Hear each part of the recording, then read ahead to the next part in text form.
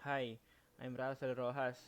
I'll show you an internet billing management system I built. It's a full stack JavaScript app using React for the front end and Node.js with Express and MongoDB for the back end.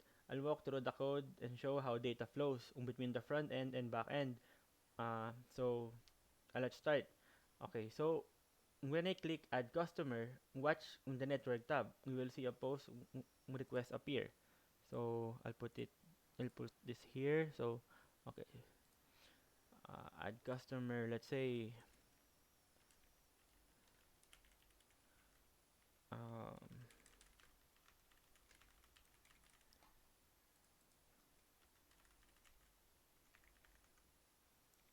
okay, optional.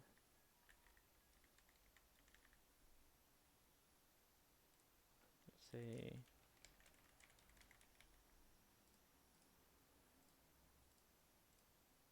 so here. So when I add customer, here at our our header, as you can see, this is a post request to API customers. So here at the payload, this is the customer's data we're sending to the server. All the information from the form like name, address, email, or plan type, it's all here in JSON format. And then on the response, the server will save the customer and send it back. Notice it has now an ID, and the monthly fee also was automatically calculated, and the customer is now in the database.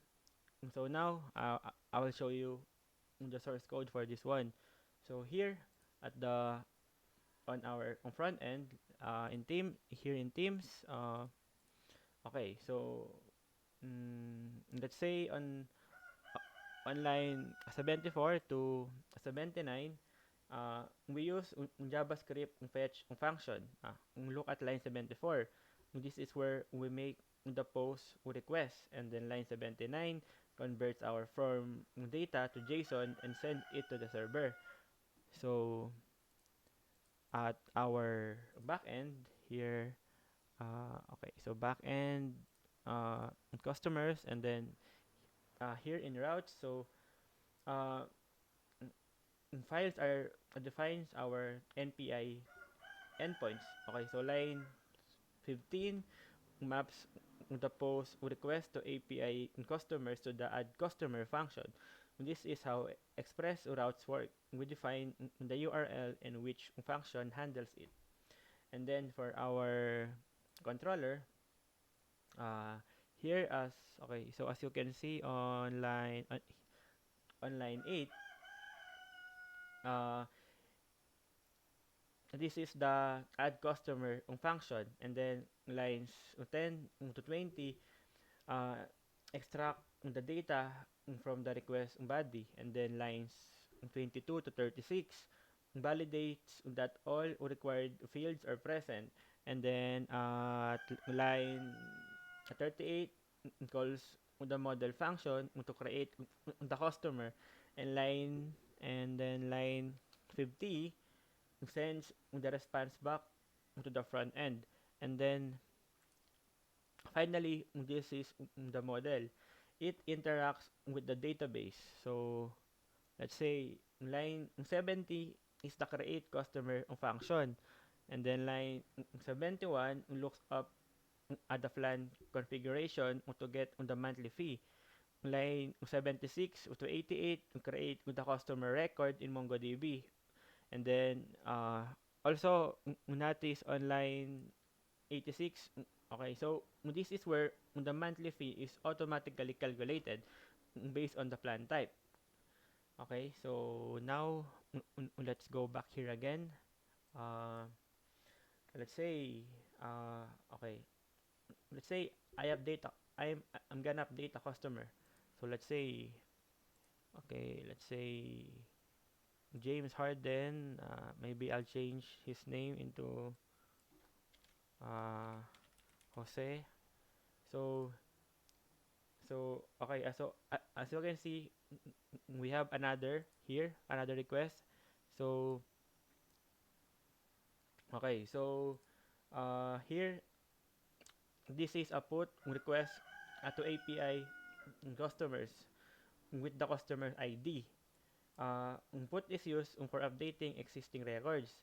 So here's the payload. All the customers on data, including the changes I made, we send the complete updated record. And in response, and here's the response. The updated customer and the server save the changes and send back the new data. It's to say hardened now. Okay, so how about, okay, a delete. Okay, now I'm deleting a customer. And okay, so as you can see here, here at header, so API customer uh, delete removes the record from the database. At the response confirms the customer was deleted successfully. The record is now removed from MongoDB.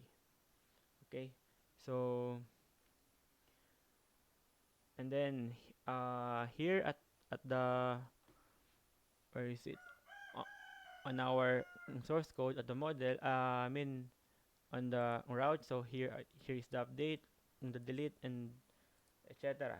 So now I'll show you another feature on the system. Uh, okay, so here we have invoice. So wait, where is it? Okay, here. So as you can see here, we have generate monthly invoice. So actually, I'll delete this. These are my sample data. Okay. So now I will click. Now I am generating invoice for all customers at once. So okay. So I will refresh this. So once again, watch the network tab, and you'll see a post request to API invoice generate monthly. So I'll do this, and then okay. So here, it it created invoices for our customers. So let's say here, as you can see here at the header, so uh, I will see a post request to API invoices generate monthly. This is a bulk operation endpoint. Instead of creating invoices one by one, this creates them for all customer in one request. So here's the payload. We're sending the billing period like January 2024 and the due date. The server will use this for all invoices. And then on the response, and here's the response. It, it tells us how many invoices were created and how many were skipped. This is much more efficient than creating them individually. So okay, so now I'll show you the source code. So okay, so let's go back to the front end. Okay, so pages, billing. So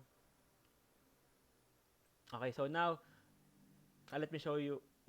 Okay, so inline. Okay, so let's let's go to one line 82. So here, as you can see here, line 182 makes a post request to API invoices generate monthly. Line 187 at 190 send the billing period and due date. Notice line 1 notice line 176 to 180, we automatically calculate the current month and end of month date. So the user doesn't have to type it manually. Now on the back end, on routes, on line 23, I will define this special route. It's a post request to generate monthly that maps to the generate monthly invoice function. This is different from regular invoice creation endpoint. Uh, okay, now on the controller, on line 108 to, okay, so here to line 179 here, uh, this is where the bulk operation happens. Okay, so line 108 is the generate monthly invoice function, and then line 120 gets all customers from the database. Line 127 to 134 check which customers already have invoices for this billing period. This prevent duplicates. Okay, so line 137 to 139 filter out customers who already have invoices. And then line 150 to 168 loop through each customer and create an invoice. And that is line 156. It uses each customer's monthly fee automatically. And then last, line 170 to 175 uh, sends back how many were created and how many were skipped. So yeah, so that's it, and that's all for this system. Uh, and thank you very much for this opportunity. Thank you.